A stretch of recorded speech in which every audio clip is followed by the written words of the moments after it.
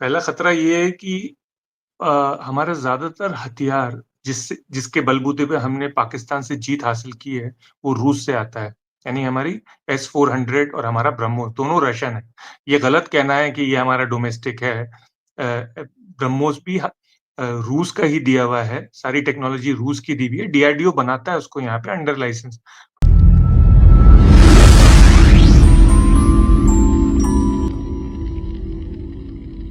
बिस्मिल्लाहिर्रहमानिर्रहीम। बारकोर एनालिसिस के तमाम देखने वालों को अस्सलाम वालेकुम। तो जी, जो पहला मैंने आपके साथ इस प्रोग्राम का हिस्सा शेयर किया था, उसके बाद ये दूसरा हिस्सा है, ये मैं आपकी खिदमत में लेकर हाजिर हूँ। तो अगर आपने पहला हिस्सा नहीं देखा तो उसको देख लें, फिर इस दूसरे हिस्से के ऊपर आए, तब आपको पूरी बात की समझ आएगी कि ये बात किस लाइन के ऊपर चल रही है और ये बात क्या हो रही है। तो दरअसल में दोस्तों, मैंने कई बार पहले भी आपको बताया था कि जो इंडिया का ब्रह्मोस मिसाइल है, ये रशिया के एक मिसाइल की कॉपी है। और बहुत सारे जो इंडियन वेपन हैं, जो इंडिया की मिसाइल टेक्नोलॉजी है, ये कोई इंडिया खुद नहीं बना रहा, खुद ये रिसर्च एंड डेवलपमेंट नहीं है, बल्कि ये रशिया से इन्होंने लाइसेंस लिया हुआ है इनका, और अंडर लाइसेंस ये बना रहे हैं। तो इस प्रोग्राम में भी आपको ये बातें सुनने को मिलेंगी। तो एक मिसाइल का मैं आपको बता दूं कि ये जो इनका ब्रह्मोस मिसाइल है ना, जिनके ऊपर बड़ी इनकी छाती चौड़ी होती है कि ये मिसाइल ये डीआरडीओ ने बना दिया, ये कर दिया, वो कर दिया, ब्रह्मोस मार दिए। तो ये कोई इंडिया का मिसाइल नहीं है, बल्कि ये एक रशिया का मिसाइल है, P-800 ऑनिक्स, ये उसकी कॉपी है। तो उस मिसाइल को ये अंडर लाइसेंस इंडिया बना रहा है, अपने मुल्क में लाइसेंस मिला हुआ है रशिया से।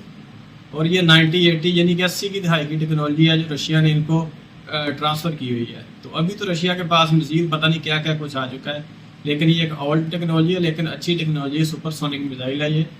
तो ये रशिया ने इनको ट्रांसफ़र की हुई है, और ये इन्होंने पाकिस्तान के ऊपर भी उस दिन फायर किए थे। तो मज़ीद क्या जलालत हो रही है दुनिया में, इनकी कितनी ज़िल्लत अमेज़ शिकस्तें हो रही हैं पूरी दुनिया में इनको। और मोदी ने जो अमेरिका को अपना यार यूर बनाने की कोशिशें की थी, वो कैसे पूरी तरीके से बढ़ चुकी हैं उनका प्रोग्राम।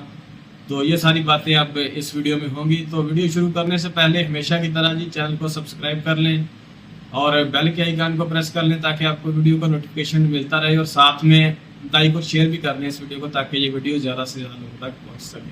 तो चलिए चलते हैं जी वीडियो की तरफ।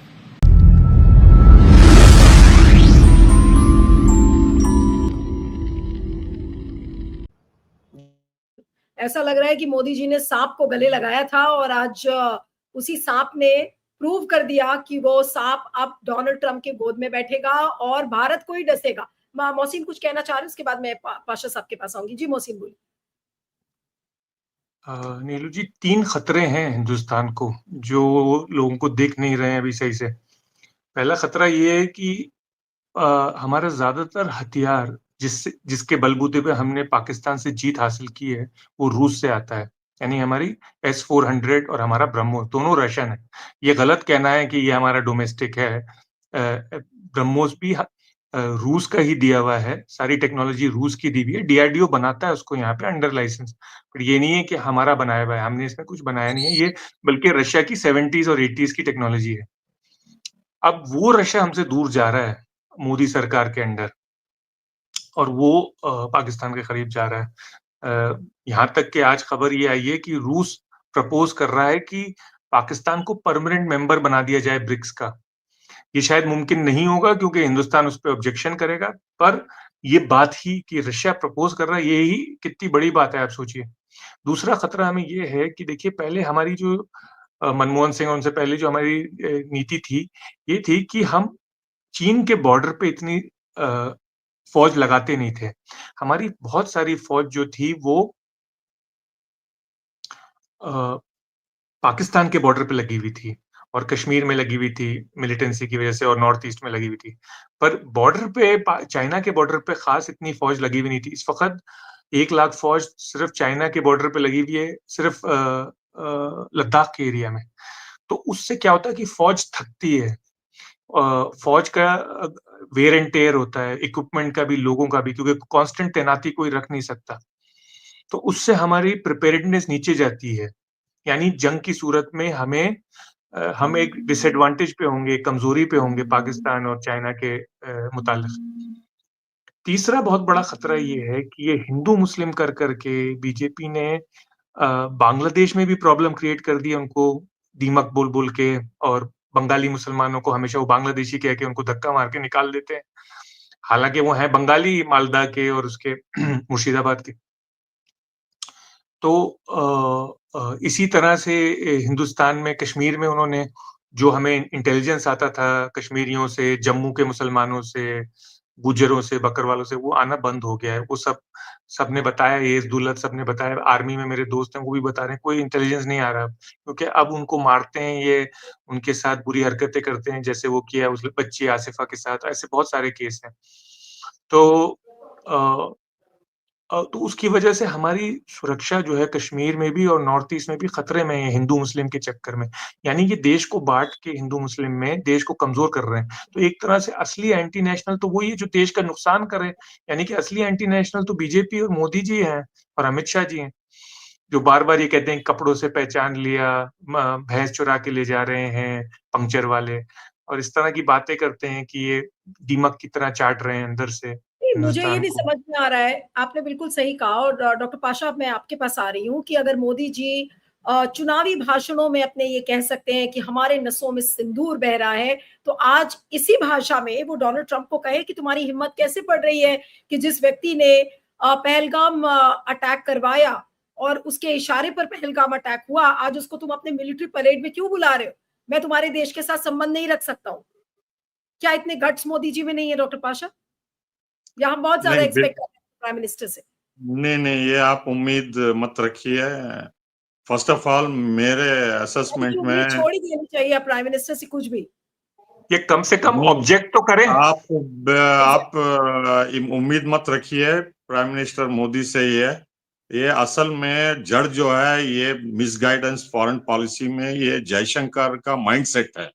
आप उनके स्पीचेस देखिए पिछले सालों से, और उनके दिमाग में बैठ गया है कि सिर्फ अमेरिका जो है सोल सुपर पावर है, और जो प्रोपेगेंडा उन्होंने अमेरिका ने किया रूस के खिलाफ यूक्रेन के जरिए कि रूस हारने वाला है, रूस टुकड़े होने वाला है और अमेरिका जीतने वाला है, और चीन को हम हराएंगे और रूस की चीन की दोस्ती अलग थलग करेंगे बोल के, ये माइंडसेट जो है जयशंकर का है। ये अमेरिका के पिट्ठू हैं, ये अमेरिका के ये क्लाइंट हैं। इनको मेन एडवाइजर मोदी के यही है, और उनके दिमाग में बिठा दिए हैं प्राइम मिनिस्टर की अमेरिका के से और कुछ नहीं बचा सकता हमें, और हमको अमेरिका की चापलूसी ही करना है बोल के। तो मेन जो है ये जयशंकर है, and he is the most person responsible. कि देखिए मेरे ख्याल से प्राइम मिनिस्टर मोदी जो है वो आरएसएस प्रचारक हैं। वो फॉरेन पॉलिसी के ऊपर किताबें नहीं लिखे हैं, पढ़े नहीं लिखे हैं। तो जो कुछ भी उनको फीडबैक मिलता है जयशंकर से और दूसरे ऐसे लोगों से, अजित डोवाल, ये कंप्लीटली अमेरिकन एजेंडा के प्रमोटर हैं, इसमें कोई शक ही नहीं। नहीं, जो मुझे भी कंप्लीट करने दीजिए, मुझे कंप्लीट करने दीजिए, क्योंकि ये बहुत गंभीर मामला है। आप प्राइम मिनिस्टर से उम्मीद रख रहे हैं, प्राइम मिनिस्टर से उम्मीद मत रखिए। He is not a strategic analyst, he is not a person with foreign relations experience. हमारे जो प्रमुख हैं एडवाइजर्स, वो उनको दोषी दीजिए, और वो हमारे फॉरेन पॉलिसी में डीरेलमेंट का असल मकसद है कि रूस जो है अब कमजोर हो गया है और वो घुटने टेकने वाला है, और उसके बाद चीन का नंबर है, और अमेरिका इसमें जीतेगा। जैसा वो समझते हैं कि इराक में जीत लिया, वियतनाम में जीत लिया, अफगानिस्तान में जीत लिया और पूरी दुनिया में जीत लिया, और सोवियत यूनियन उनको कमजोर करके टुकड़े टुकड़े कर दिया। ये गलत मेंटालिटी जो है ये सीआई की है, ये प्रोपेगेंडा है, और इनको असलियत के बारे में कुछ पता नहीं है कि सैंक्शंस के बावजूद रूस लड़ रहा है, और सैंक्शन के बावजूद भी तेल वो निर्यात कर रहा है, और चीन जो है सबसे ताकतवर बन गया है, जो कि अमेरिका एक्सेप्ट नहीं करना चाहता है, नाटो एक्सेप्ट नहीं करना चाहता है। तो हम इस रॉन्ग इंफॉर्मेशन में हम चला रहे हैं हमारी फॉरेन पॉलिसी, हमारी फॉरेन नीति, जो कि अब शैम्बल्स में है, टुकड़े टुकड़े हो चुके हैं। हमारे दोस्त जो है हमारे से नाराज हो गए हैं, और हमारी स्ट्रेटेजिक पार्टनरशिप जो है पाकिस्तान को बदल दी गई है, और रूस से हमारे ताल्लुकात बिगड़ गए हैं। तो पहली उम्मीद आपको ये करनी चाहिए कि जयशंकर के खिलाफ आंदोलन खड़ा करके पार्लियामेंट में या पॉलिटिकल पार्टीज को उसको हटाओ बोल के प्रोग्राम करना चाहिए, ना कि प्राइम मिनिस्टर से मोदी से उम्मीद करना। क्योंकि जो नहीं, सुनिए एक मिनट, जो जयशंकर कर रहे हैं उसको भारत को बहुत नुकसान होगा आगे चल के, क्योंकि अमेरिका जो है इतनी बुरी तरीके से निचोड़ेगा इंडिया को कि हम कहीं के नहीं रहेंगे। ना रूस दोस्ती हम आगे बढ़ा सकेंगे और चीन के साथ भी तनाव और बढ़ेगा, और पाकिस्तान को वो इस्तेमाल करके और दबाव डाल के हमको जलील करना चाहेंगे, जैसा भारतीयों को जलील करके हथकड़ी पहना के मिलिट्री एयरक्राफ्ट में भेजे, उसी तरह से हमको इतना निर्भर करेंगे अमेरिका के ऊपर। हम सेल्फ रिलायंस का जो हम 50-60 सालों से कर रहे हैं वो सब निश्चित नाबूद करेंगे ब्रिटेन की तरह। जी, you have a point where you say, लेकिन फॉरेन पॉलिसी पूरी तरीके से ही तो नष्ट हो गई है। और अगर क्या जयशंकर को अगर मोदी जी हटाकर किनारे रख देते हैं या रिजाइन कर देते हैं वो, या उनको हटा दिया जाता है, उससे क्या फॉरेन पॉलिसी जो पूरी तरह से खराब हो गई है क्या वो बिल्कुल ट्रैक पर आ जाएगी, ये मुझे नहीं पता है। लेकिन इंटायरिटी में अगर आप देखेंगे तो फॉरेन पॉलिसी हर फ्रंट पर इस समय गड़बड़ाई हुई है, चाहे वो हमारे पड़ोसी देश हो चाहे दूर के देश हो। लेकिन आज हम इस मुद्दे को डिस्कस ये कर रहे हैं कि जो ऑपरेशन सिंदूर अभी हुआ, सीज फायर हुआ, हमारे लोगों ने जान खोई, जिस देश की वजह से हमारे लोग मारे गए, जिस देश के आतंकी हमले की वजह से ऑपरेशन सिंदूर मोदी जी को करना पड़ा, उसी ऑपरेशन सिंदूर, उसी देश, आतंकी देश के जो आर्मी चीफ हैं उनको डोनाल्ड ट्रंप बुलाता है और हमारे मोदी जी और विदेश मंत्री कुछ नहीं बोलते। सिद्धार्थ, तो हमारे फॉरेन मिनिस्टर ने तो आसिफ मुनीर को बताया कि हम आपके मुल्क पे हमला कर रहे हैं और मिलिट्री अड्डों पे नहीं करेंगे बोल के। तो इससे बड़ा साजिश और कौन कर सकता है? You have a point doctor Pasha कि ये बात सही है कि उन्होंने फोन करके बोला पाकिस्तान को कि भाई we are going to do a military strike, आपके जो सिविल इंस्टॉलेशंस है वो आप उस पर अटैक नहीं होगा।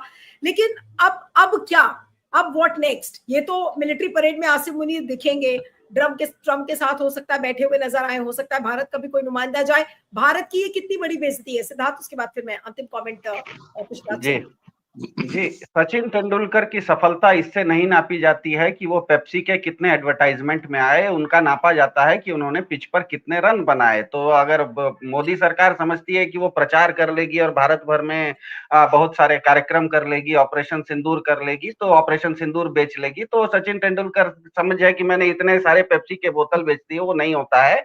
सबसे बड़ी बात यह है कि अगर आसिफ मुनीर जैसा आदमी, जिसने पहलगाम हमले से पहले भारत को धमकी भी दी थी, पहलगाम हमला उसके बाद हुआ, ऑपरेशन सिंदूर चलते समय अमेरिकी हथियारों का उपयोग हुआ भारत के ऊपर बमबारी करने के लिए, उसको अगर अमेरिका अपने यहाँ राजकीय अतिथि बना के बुला रहा है, तो सबसे पहले तो भारत को इस पर बहुत कड़ी आपत्ति दर्ज करनी चाहिए। और दूसरा, आने वाले हफ्ते में क्या कहते हैं, G7 की मीटिंग में मोदी जी ट्रंप के साथ मिलने वाले हैं। वहां पर सबके सामने ये ट्रंप को कहें कि ये आप क्या मजाक कर रहे हैं, मेरे देश पर जो आतंकवादी हमला कर रहा है, आप उसको हथियार भी दे रहे हैं, उसको आप सम्मान भी दे रहे हैं, तो आप मेरे दोस्त हुए या दुश्मन हुए, इसीलिए थोड़े मैंने आके आपके यहाँ पर आके अब की बार ट्रंप सरकार बोल के आपको जिताया था। बोल पाएंगे वो ट्रंप तो वहां पे ये कहेगा कि मैंने पार करवाया। बिल्कुल नहीं, इनका दम ही नहीं ऐसी बातें ट्रंप को सामने बोलने के लिए, ये डरपोक हैं। देखिए, बोल पाएंगे या नहीं पाएंगे विषय ये नहीं है, बोलना होगा, इसके अलावा कोई चारा नहीं है। क्योंकि हिंदू धर्म में कोई महापुरुष तभी बनता है जब वो खुद गीता के ऊपर कोई एक भाष्य लिखता है। तिलक ने भी गीता पर लिखा था, विवेकानंद ने भी गीता पर लिखा था, अरविंद घोष ने भी लिखा था, गांधी जी ने भी लिखा था। अभी तक भाजपा के किसी ने गीता पर कोई भाष्य नहीं लिखा है। तो उनको अगर महापुरुष की संज्ञा में लेना है, तो बीजेपी के किसी को भी अपने आप को भारत में महापुरुष स्थापित करना है, तो सबसे पहले उनको गीता पर एक भाष्य लिखना पड़ेगा। तो गीता में ये कहा जाता है कि आपको सत्य के साथ खड़ा रहना है, ये थोड़े लिखा जाता है कि किसी के साथ डर के सत्ता के साथ रहना है। हो सकता है ट्रंप दुनिया का बहुत बड़ा दादा हो, लेकिन भारत के साथ सत्य है ये सत्य है कि पाकिस्तान की ओर से आतंकवादी हमले भारत पर होते हैं और भारत के प्रधानमंत्री जी क्योंकि आने वाले समय में अपने आप को महापुरुष की संज्ञा ले रहे हैं, तो उनको गीता से एक चैप्टर उठाना चाहिए और ट्रंप के सामने खुल के इस चीज को बोलना चाहिए, दुनिया के सामने बोलना चाहिए। अब वो बोलेंगे या नहीं बोलेंगे ये तो G7 होगा, उसके बाद मालूम पड़ेगा। आज ही हम कैसे बोल दें कि नहीं बोलेंगे? हो सकता है उनके अंदर ताकत आ जाए, बोल दें। हमको तो उनको कहना चाहिए, उनका हौसला अफजाई करना चाहिए भारत के प्रधानमंत्री जी का कि हम 140 करोड़ लोग इस देश के आपके साथ खड़े हैं। पाकिस्तान हम पर हमला, पाकिस्तान आतंकवादी देश है, उस देश के जो सेना प्रमुख है उनको अगर अमेरिका अपने यहाँ राजकीय अतिथि बनाता है तो इसका मतलब तो अमेरिका भी पाकिस्तान समर्थक हो गया, आतंकवाद समर्थक हो गया। तो आपको तो अमेरिका को कान ऐंठना चाहिएगा, अमेरिका के सामने खुल के बोलना चाहिए। 56 इंच की छाती किस लिए है? दब के रहने के लिए थोड़े है, दिखाने के लिए है। मेरे ख्याल से ट्रंप को 56 इंच की छाती अब दिखाने का समय आ गया है। ठीक है, अब मैं पुष्पराज के पास आती हूँ अंतिम कमेंट के लिए। पुष्पराज क्या कहेंगे? देखिए नीलू जी, आज के समय जो ग्लोबल डिसरप्शंस और तनाव हो रहे हैं उसका लाभ लेने के लिए भारत अच्छी तरह से तैनात है, मुझे तो सचमुच ऐसे लग रहा है। लेकिन उसके लिए हमें सचमुच नॉन अलाइंड होना होगा और खुद की स्ट्रेटेजिक इंटरेस्ट जो एनलाइटन सेल्फ इंटरेस्ट है उसको परस्यू करना होगा। लेकिन जैसे प्रोफेसर पाशा और प्रोफेसर मोहसिन कह रहे थे, मोदी सरकार ने भारत के सैन्य, आर्थिक और भू राजनीतिक हितों को बलिदान किया है। भाजपा सरकार के पास भारत के राष्ट्रीय हित को आगे बढ़ाने के लिए ना कोई दृष्टि है, ना राजनीतिक विलिंगनेस है। और देखिए और इसका सबसे बड़ा सबूत ये है कि भारत सरकार की जो डिप्लोमेटिक अपैरेटस है, इंटेलिजेंस अपैरेटस है, उसको छोड़कर आपको फाइनली, बिकॉज आपने तो उसको पूरी तरह से आपने कॉम्प्रोमाइज कर दिया है, लगातार अपने जो खास लोग हैं उनको प्रमोट किया है, पूरी तरह से जो इंटेलिजेंस का जो इंडिपेंडेंट थॉट था वो आपने एनएसए को सौंप दिया है। जो एडवाइस आपको मिल रही है वो पूरी स्टंटेड है। जो फॉरेन EAM कह रहे हैं, एक्सटर्नल अफेयर्स मिनिस्टर कह रहे हैं कि पूरी तरह से अब यूएस के स्फीयर ऑफ इन्फ्लुएंस में चले जाइए, इग्नोरिंग चीन, इग्नोरिंग रशिया, सार्क को त्याग कर दो, ब्रिक्स को त्याग कर दो। ये सारी जो मतलब एडवाइस मिल रही है ये बहुत मतलब स्टंटेड और कॉम्प्रोमाइज एडवाइस है। तो इसीलिए उन्होंने झक मार के मतलब मजबूरी में उन्होंने ये ऑल पार्टी डेलीगेशन को चुनना पड़ा, क्योंकि ये इन अ सेंस अगर आप देखिए ये खुद मोदी सरकार अपने फॉरेन पॉलिसी रिकॉर्ड को वो एक थम्स डाउन दे रही है। वो कह रही है कि हम असफल रहे हैं, इसीलिए हमको ऑपोजिशन की जरूरत है जिनके पास इंस्टीट्यूशनल मेमोरी है, फॉरेन पॉलिसी विजन है। अब बात रहती है ये जो जुलाई में जो मॉनसून सत्र होगा संसद का, इसमें इंडिया गठबंधन को अपने तरफ से, अपनी ओर से मजबूती से और सरलता से एक alternative foreign policy vision propose करना होगा। क्योंकि जितनी भी अभी डिसरप्शन चल रही है इसको अगर हम लोग इग्नोर करें और हम लोग लिमिटेड पॉइंट ये कहे कि आपने पाकिस्तान को कैसे डिप्लोमेटिकली आउटमैन्यूवर नहीं किया है, अगर उस तक हम लोग सीमित रखेंगे इस बात पर, तो जो लार्जर स्ट्रक्चरल प्रॉब्लम है, संरचनात्मक प्रॉब्लम है, उसको हम लोग छोड़ देंगे। क्योंकि ये जो foreign policy vision, foreign policy जो आइडिया भाजपा सरकार या मोदी सरकार इंप्लीमेंट कर रही है, उसका जो मतलब उसके जो इफेक्ट्स होंगे वो अगले 20 साल तक हमको सहने पड़ेंगे। तो आज हम लोगों ने इस मॉनसून सेशन में ये कहना पड़ेगा कि आपने आर्थिक, सामाजिक, सांस्कृतिक, भू राजनीतिक और क्या कहते हैं पॉलिटिकली अपने आप को, राजनीतिक तौर पे अपने आप को आइसोलेट कर लिया है। इसको हम लोग कैसे रिवर्स करें, ये आज का सबसे बड़ा क्वेश्चन ये है। जी नीलू जी, और अगर मोदी सरकार सचमुच राष्ट्रहित के बारे में चिंतित है तो उन्होंने विपक्ष की बात सुननी होगी। बिल्कुल, अब मोदी जी विपक्ष की बात सुनेंगे या नहीं सुनेंगे? हाँ, लोग आप कुछ कह रहे हैं? यस, हाँ, मैं ये कहना चाह रहा हूँ, देखिए कि हमें ना ये ऑपोजिशन को भी वोटरों तक की बात लेके जानी पड़ेगी कि कितनी नाकाम है हमारी विदेश नीति, और इसको प्रचार करना पड़ेगा टीवी चैनलों पे हर जगह, क्योंकि गोदी मीडिया तो उठाएगा नहीं। पर जैसे सबने बताया है कि इसका नुकसान कई दशकों तक होगा। मोदी सरकार तो आएगी और चली जाएगी, एक व्यक्ति का कोई वजूद नहीं होता है एक मुल्क की जिंदगी में। मुल्क कई सौ साल, हजारों साल चलते हैं, आदमी आते हैं और जाते हैं, सरकारें भी आती हैं और जाती हैं, पर इसका पूरे मुल्क के ऊपर असर होगा। कई दशकों तक। तो मिनिमम पे हमें ये अमेरिका को ऑब्जेक्ट करना चाहिए, हमें ये उनसे कम से कम कंप्लेन करनी चाहिए मुँह ज़बानी कि आप कर क्या रहे हैं? पब्लिकली हमें कहना चाहिए कि आप कर क्या रहे हैं? क्योंकि आप कब तक उनसे जूते खाएँगे अमेरिका से और ट्रम्प से? आपने पहले इतनी खुशियाँ मनाई, ऐसा लग रहा था जैसे आपकी खुद की बारात आ गई है उनके इलेक्शन पे। आपने बार-बार कहा कि अब की बार ट्रम्प सरकार। अब जब वो आपको और आपके देश को इतना प्रताड़ित कर रहे हैं, तो आप कम से कम इतना तो कहिए कि मुँह से चू तो निकले और आपकी नहीं निकल रही तो फिर आपको फिर सरकार ऑपोज़िशन को, विपक्ष को आपको सबके सामने खुल्लम-खुल्ला बताना पड़ेगा और आपकी पोल खोलनी पड़ेगी। ये बहुत ज़रूरी है और मैं आपको इस बात पे बधाई देता हूँ कि आप ये इश्यूज़ उठाती हैं हर बार और अब इन मुद्दों की एक फ़हरिस्त बन गई है। मेरे ख़्याल से कई दर्जन प्रोग्राम हो चुके हैं इन नाकामियों पे। तो अब कहाँ जाके ख़त्म होगा ये पता नहीं। तो दोस्तों, आपने देखा इनका रोना-धोना, बाकी सारी डिटेल में आपने इनकी बातें भी सुन ली होंगी। तो जब तक मोदी जी इंडिया का वज़ीर-ए-आज़म है, ये ज़लालत इंडिया के लिए होती रहेगी। और जो इनके फजीत हैं, जो गोदी मीडिया के गोबर भगत हैं, मोदी के जो हैं वो गोबर भगत हैं, वो इसी तरह मोदी की जय जयकार करते रहेंगे। बेशक मोदी की धोती में सुराख हो गए हों, लेकिन इन्होंने नहीं मानना। मोदी कह देना कि दिन को रात है, तो इन्होंने कह देना कि नहीं जी रात हो चुकी है। अगर मोदी रात को दिन कह दे तो ये उसको दिन कह देंगे। बाकी अकल शक्ल इनमें है कोई नहीं।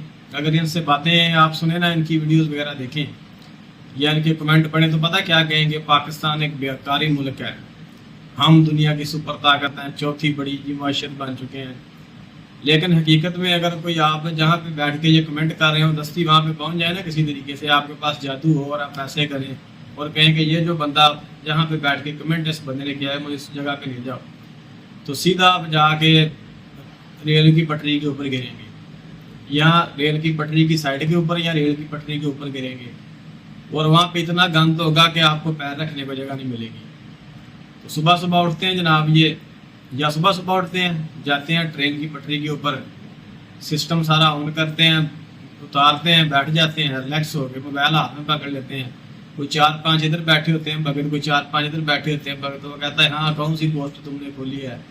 वो कहता है ये खोली है, कर दो स्ट्राइक जी पाकिस्तान के ऊपर सर्जिकल, कर दो स्ट्राइक। तो नीचे से भी स्ट्राइक हो रही होती है और मोबाइल के ऊपर भी स्ट्राइक हो रही होती है। तो इस तरह जो बैठ के स्ट्राइक करते हैं, ये है दुनिया का वो सबसे अमीर मुल्क के जिसके जो अपने लोग हैं उनके पास टॉयलेट नहीं है, ट्रेन की पटरियाँ गंदी करते हैं। तो कम से कम यार बंदा जब इस तरह के कमेंट करने लगे तो पहले अपनी हालत तो देख लेना कि मैं कहाँ पे बैठा हूँ। अगर दुनिया की इतनी बड़ी माशियत है तो मैं ये रेल की पटरी के ऊपर बैठ के किस तरीके से ट्राई कर रहा हूँ। तो बाकी खैर दोस्तों, ये थी वीडियो, उम्मीद है कि आपको अच्छी लगी होगी। तो बहुत सारी खबरें हैं, बहुत सारी खबरें आ रही हैं, तो मैं सारी आपके लिए लेके आऊँगा। तो फिलहाल इस वीडियो में इतना ही था। तो इस वीडियो को लाइक और शेयर आपने ज़रूर करना है और साथ में चैनल को भी सब्सक्राइब कर लेना है। मिलते हैं नेक्स्ट वीडियो में, तब तक के लिए।